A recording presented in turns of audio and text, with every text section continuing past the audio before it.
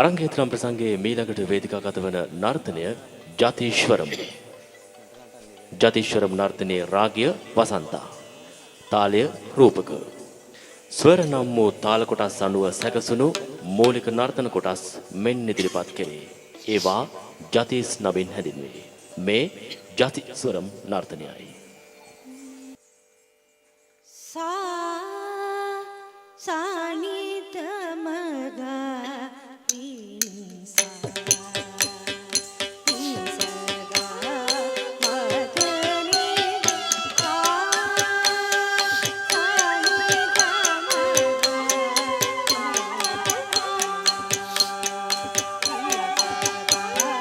Dalangu tak tik tak digna tom ta hat jom tarita jom tari jag tari te ta jam satanam satarum tak gad tak gad tom tom tak gad tom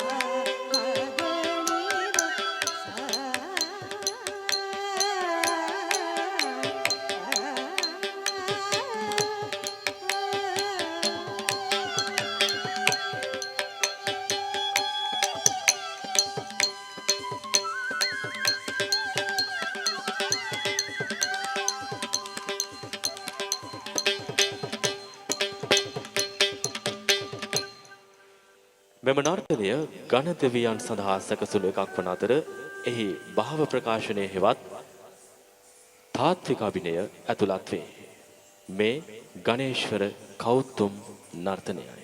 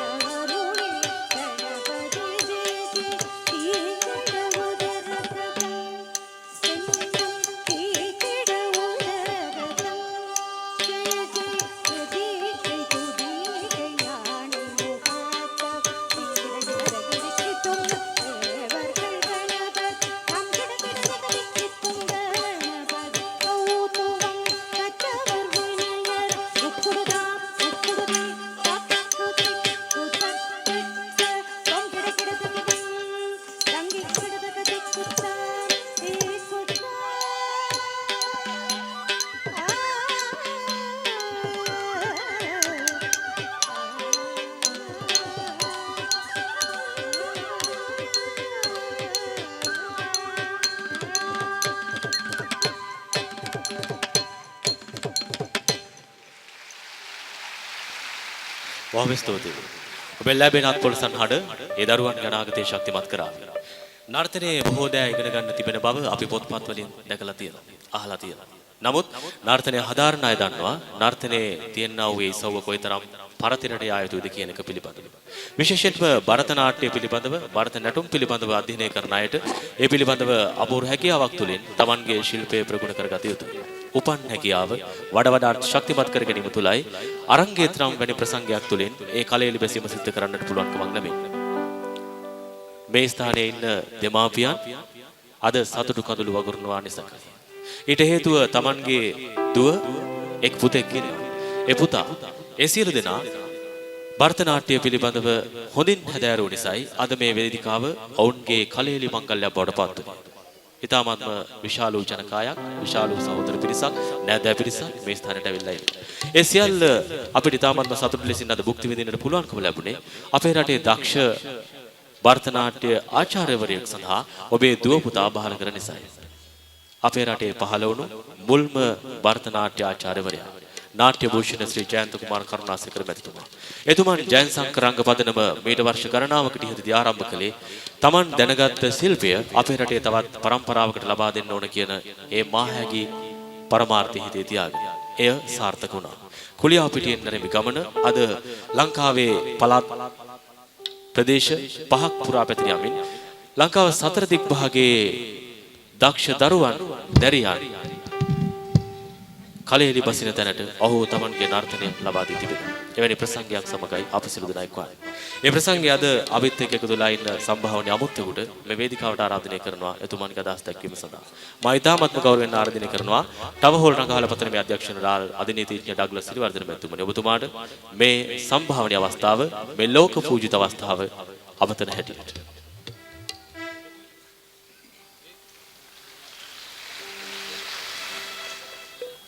संभावनीय आराधित अमुत्तनी मवरनी प्रियवरनी सहोदर सहोदरियनी අද මේ අවස්ථාවේ වචන කිහිපයක් කතා කිරීමට මට අවස්ථාව ලැබීම මගේ ජීවිතේ මා ලැබුව ඉතාමත්ම සතුටුදායක සහ වාසනාවන්ත අවස්ථාවක් විදිහට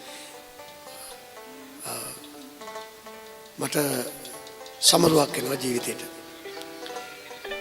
ජයන්ත කරුණාසේකර කලාකරුවාණන් නර්තනාචාර්යවරයාණන් මා දැන් දශක දෙකකට ආසන්න කාලයක සිට මා හොඳින් දන්නවා.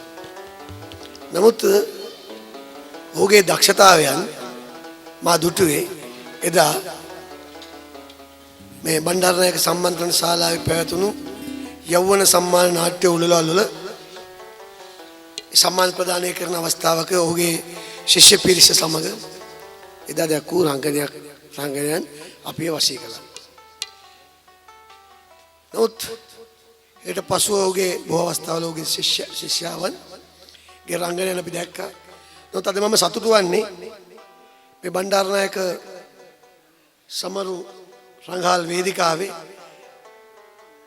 දරුදරියන් 23 දෙනෙකුගේ ප්‍රසංගයක් පවත්වලා මේ ප්‍රසංගය අපිට නරඹන අවස්ථාව උදා කර දීම. මේ අවස්ථාව මේදී සිදුවෙන කරුණු දෙකක් තියෙනවා. එකක් තමයි මේ ආදර දරුවන්ට තමන්ගේ ජීවිතයේ අභියෝගයන් ජයගෙන ඉතාමත්ම මානසික ශක්තියකින් උතුම් වූ පෞරුෂයකින් තමන්ගේ දක්ෂතාවයන් එළිදැක්වීමට අවස්ථාව ලැබීම. අනිත් පැත්තෙන් තමන් හදා වඩාගත්ත තමන්ගේ දරුවා ඒ දක්ෂතාවයන් පෙන්වන ආකාරය පිළිබඳව neතට සිසිලක් දැරිලා හදවතට සැනසීමක් ඇති වෙලා ඒ සංයමයෙන් මේ රටට බිහි වෙන තමන්ගේ තරුණ දිය ගැන තම පුතා ගැන තමන්ට සතුටක් හැඟීමක් ආස්වාදයක් ලැබීම. විශේෂයෙන්ම ජයන්ත කරුණාසේකර නර්තනාචාර්යතුමාගේ මා දුටු විශේෂත්වය නම් ඔහු ඒ කාර්ය සඳහා කරන කැපකිරීම.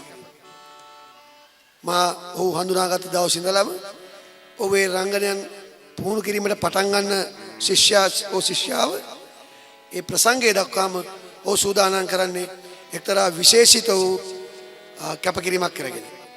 ඒ වගේම ප්‍රසංගයක් කරන්න පෙර ආතුව නැත්නම් වාර ආරම්භයේදී මම දැකපු දෙයක් තමයි ඒ ආගම ධර්මයට ඔහුගේ තියෙන ලැබිකම සහ ඒ පූජෝපහාරයන් ඒ නියමාකාරයෙන් මේ විදිහට කිරීම. මම හිතන්නේ ඒ ආගම ධර්මයට ලැබිව ඒ කරන කාර්ය නිසා තමයි ඒ දරුවන්ටත් ඒ ශිල්පයේ විදිහට පිළිටන්නේ. ඒ මේ රටට ඉතාම අත්‍යවශ්‍ය දෙයක්. සංස්කෘතික සම්බන්ධතාවයන් වගේම ආගමික සම්බන්ධතාවයන් තුලින් පිළිටන්නා වූ මේ සාම්ප්‍රදායික නර්තන කලාවන් දියුණු තියුණු කිරීමට නම් ඒ පිළිටීම තිබිය යුතුයි.